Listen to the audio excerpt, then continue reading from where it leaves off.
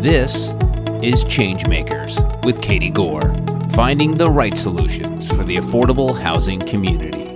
Thank you for joining me once again as I wrap up my conversation with ChangeMaker Emilio Salas, the Executive Director of the Los Angeles County Development Authority. We've been talking about the challenges of running a housing development authority in a county that would be the 10th most populous state in the nation, with over 10 million people residing in the county.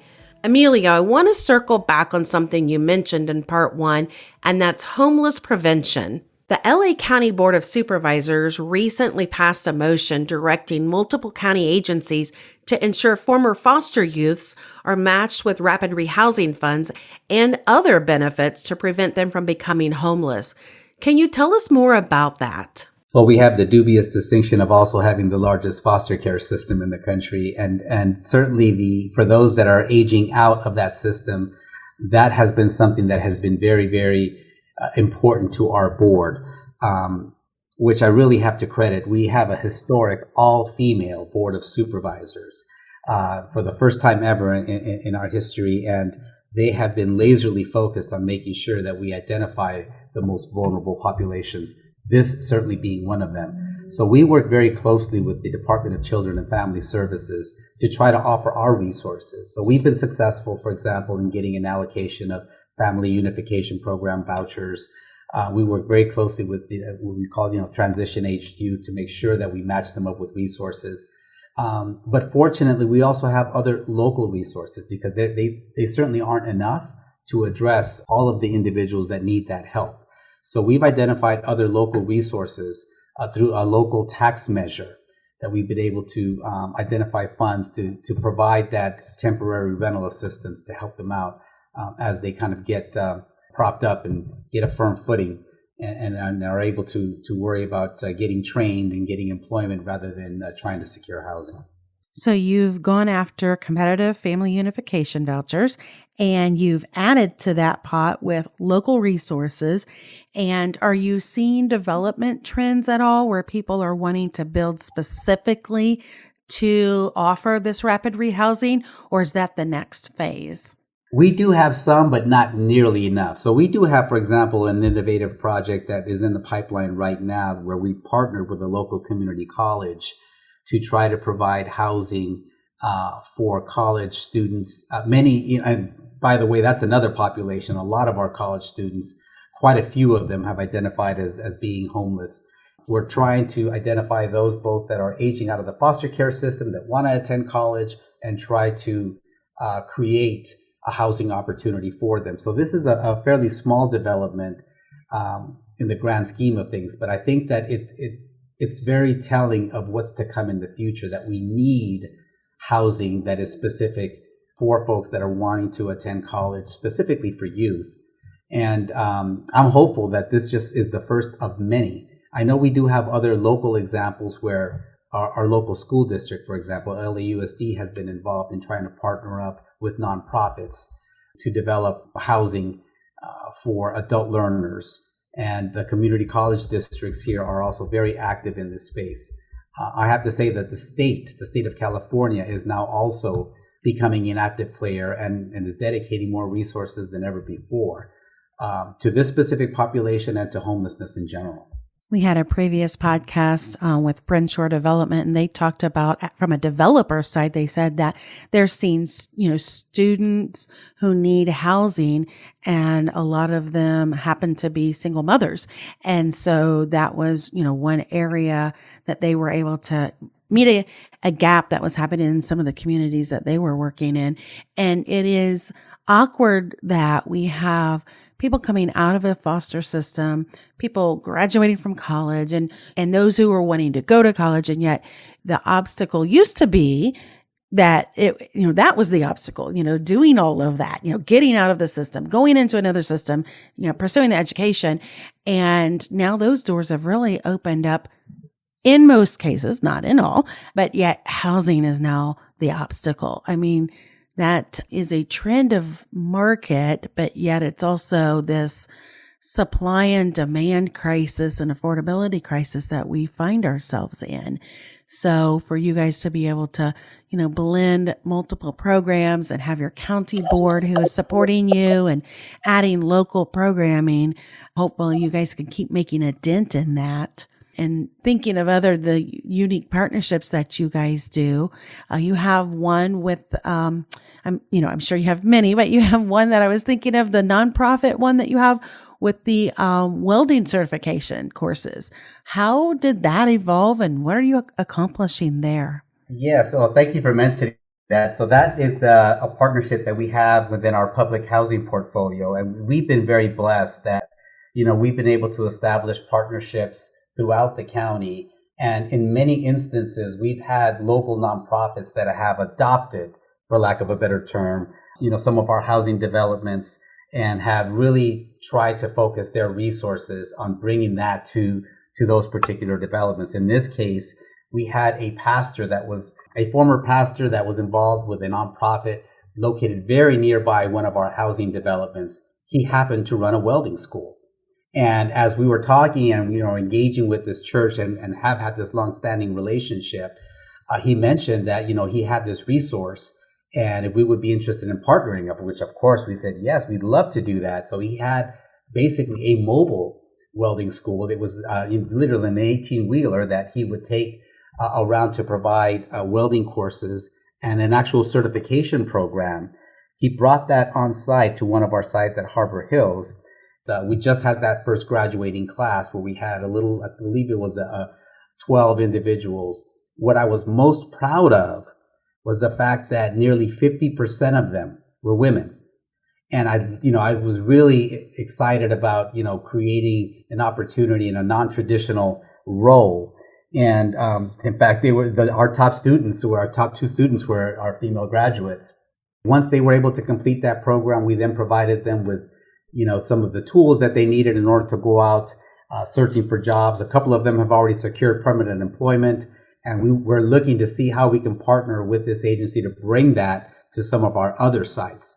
But this is just really a blessing in that we've got so many nonprofits here that are willing to bring all of their resources directly on site, which, it's really a big challenge. Funding for public housing has not been very robust, especially for resident services and for training programs. So we really lean heavily on our partners to provide that.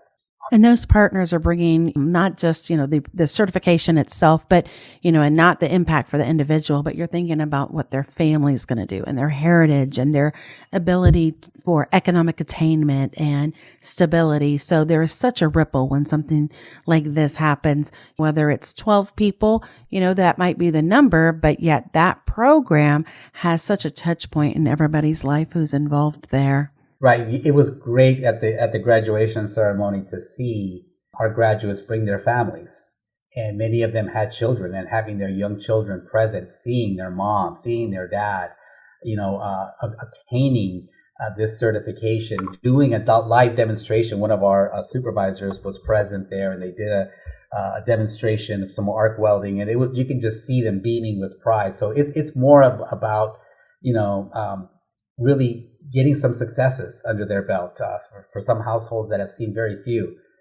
So to your point, there is a much bigger picture that goes beyond just the certification. You have nearly 30 years public service experience, and are there certain practices or programs like this that we just talked about? I'm sure there are so many more. Anything that you want to just kind of highlight as a tried and true success metric for delivering affordable housing? Well, in this space, because it is such a focus of our board, we have been trying a number of different approaches. And I think one of the challenges that we have here locally is, as I mentioned earlier, it's just the scale, right? The scale of the problem is huge. And here, about 4 years ago, we had what I believe to be something very unprecedented where our local residents here, our citizens, chose to tax themselves and passed Measure H, which was a 1/4-cent sales tax that would be specifically for homeless services.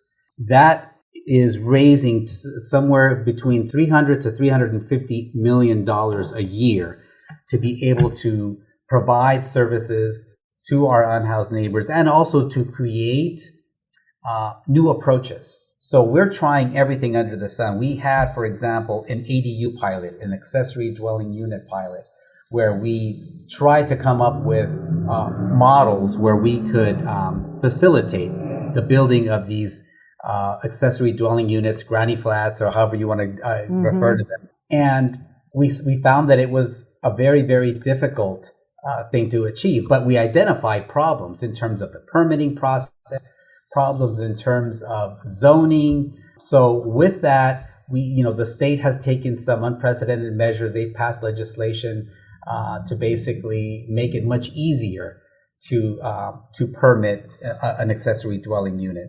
We've also had competitions to come up with alternative models. So we had right near our downtown, in fact, we had an area that was designated to be an expansion of our central jail system. In fact, they pivoted from that plan to make it an interim housing facility.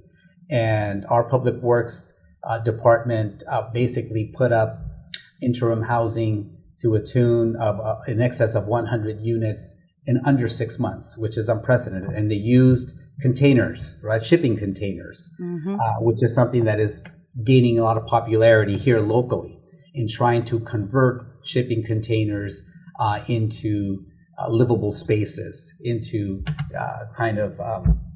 just small interim housing units that can provide shelter, that can provide something for someone to transition into permanent housing once that becomes available. So those are two things that kind of come to mind. We've also had a host of incentives to be able to use our Section 8 vouchers. And this isn't anything new to the industry, but we've been doing it for over 5 years now, where we've been providing incentives to private property owners to accept voucher holders.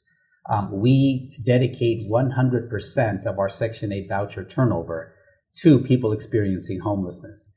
And here in the local market, we just don't have enough rental housing that is available to this population. So we've created these incentives that most recently we've even increased even more with our emergency housing vouchers. So not only do we provide a bonus, for example, for somebody to provide housing, for those that fail housing quality inspection, we will reimburse them to make repairs up to $5,000 in order for that unit to meet housing quality standards. So it's yet another incentive for a property owner to improve their property in exchange for housing a homeless client. So those are the kinds of things that we're able to try to, bring to bear with these robust resources. Those are both great examples. And, that emergency housing voucher, the first discussion was for everybody to just obtain those emergency housing vouchers and then be able to get them on the street.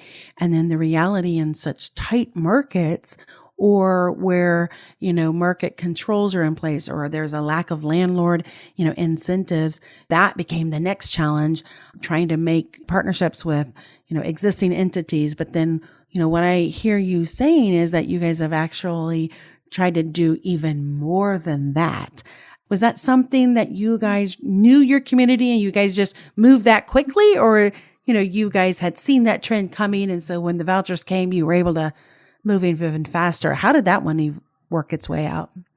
Well, we've as I've mentioned, we've had landlord incentives in place for many years now, and it was initially funded by our board, and then it was funded by this Measure H initiative that I mentioned. So we've had some broad experience in providing incentives. What we did was sweeten the pot, right, and actually create yet another program for, to prepare a unit to pass housing quality standards, because we also anticipated that in addition to the dearth of rental housing that we have available here, which, there's a scarcity, we also are coming out of a market where the property owner community isn't necessarily enamored with government. They've been operating under an eviction moratorium, and so some of them have a huge mistrust of government and aren't interested in renting to a Section 8 voucher holder because they have felt that the government failed them, right, during this entire COVID period, where they, in some instances, they felt that they've been unduly burdened with having to house individuals that were not able to pay rent. So we knew that we were up against that very, very difficult hurdle. And what we're trying to do is change the narrative to explain to them that had they rented their unit to a Section 8 voucher holder all along, they would have been in a much better position initially. Yeah. And so we're trying to really explain to them really how it really is in their best interest. This has built-in protections against any loss of income.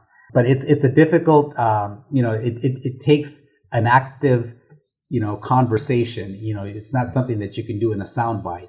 So we're taking the show on the road. We're offering these incentives, but we're doing a lot of marketing, getting before some of these apartment associations to really try to have these conversations to let them know that we understand their pain, but we think that this is a win-win situation.